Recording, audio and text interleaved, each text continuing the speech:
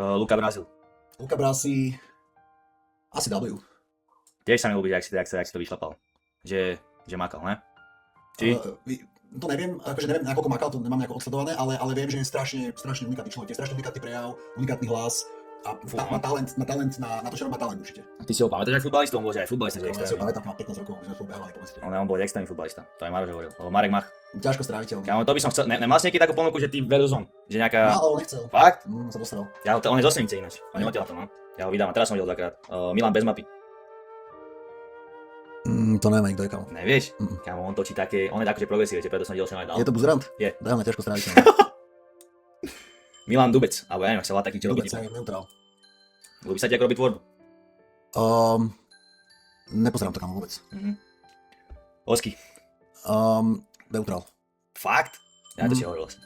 Akože hovorím, že je takto, že ja si mám taký prirodzený akože beef, lebo mne vôbec nesedí takéto násilné a tlieskanie za hlavu a kámoši a pičoviny, ale zase tie podcasty kámo nie sú vždycky zlé. Že vieš, že tiež som tam taký akože rozpoltený, že akože dá sa to kúkať. Není to jak Štrbov obsah, alebo jak Joe Trendy stand-up, že dá sa to podľa mňa kúkať. Čiže išiel by si k nemu do podcastu niekedy? Ušiel. Wow. On ma nezavolal, ale išiel by som. Pirát. Pirate. V pohode. Bol si na podcaste, čo hovoríš? V pohode? Strašne mi sedí ako človek. Strašne mi sedí ako človek a v pohode. A tak vy sa asi väčšinou bavilo tých bojových športov, že? Či?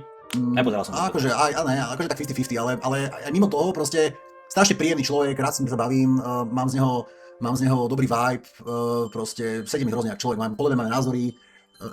Nedal by som to W, lebo